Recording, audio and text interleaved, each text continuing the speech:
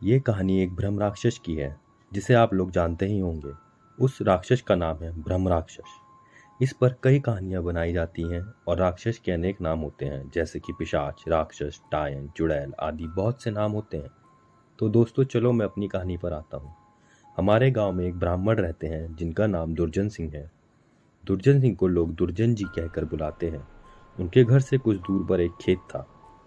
उस खेत में एक बहुत बड़ा बरगद का पेड़ था।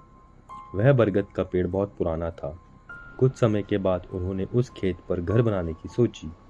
पहले वाला घर बहुत छोटा होने की वजह से उन्होंने यह फैसला लिया। उन्होंने उस बरगद के पेड़ को कटवाया और अपना घर बनवा लिया। कुछ दिन तो ठीक ठाक चला, पर कुछ दिन बाद दुर्जन जी बड़े परेशान रहने लगे।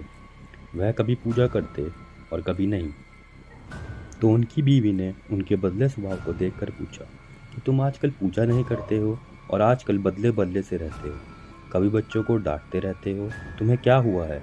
दुर्जन जी के चेहरे पर मुस्कान आई और वह कहने लगे, मेरे घर को तोड़कर तुमने अपना घर तो बना लिया, और इसे क्यों पूजा करने के लिए कह रही हो? मैं ही तो भगवान हूँ। इसे पूजा करने की कोई जरूरत नहीं। वो कभी दांत मींचते, कभी बड़े प्यार से बोलते, कभी आंखें लाल तो कभी सही हो जाते। यह देखकर उनकी बीवी को शक हो गया, जैसे कि उनके अंदर से दो लोग बोल रहे हो, मानो यह प्रतीत होता हो। तभी उनकी बीवी ने उन्हें बिठाकर हनुमान चालीसा का पाठ करने लगी।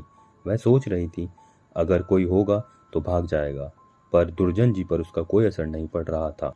वह एकटक देखे जा रहे थे। उनकी बीवी ने काफी मंत्र और गायत्री मंत्र पढ़े। तभी दुर्जन जी की आंखें लाल हुई और कहने लगी, मैं किसी से नहीं डरने वाला हूँ। तू क्या समझ रही है, मैं ऐसे ही छोड़ जाऊंगा? तब उसका छोटा बच्चा वहां आ गया।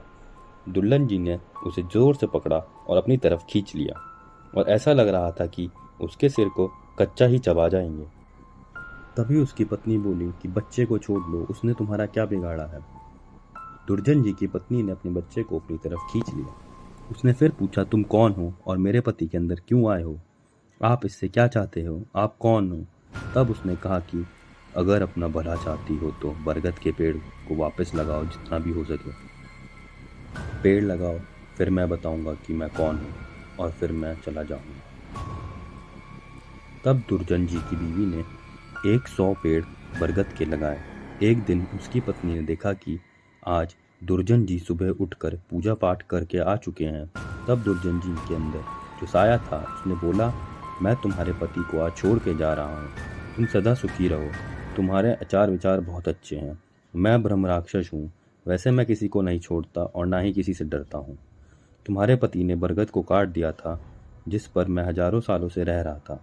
मुझे गुस्सा तो आया, पर मैं तुम्हारी अच्छाई के कारण मैंने इन्हें छोड़ के जा रहा हूँ। तुम्हारे पति को छोड़कर तब दुर्जन जी अचानक सही हो गए। तब दुर्जन जी की बीवी की आंखों में आंसू आ गए।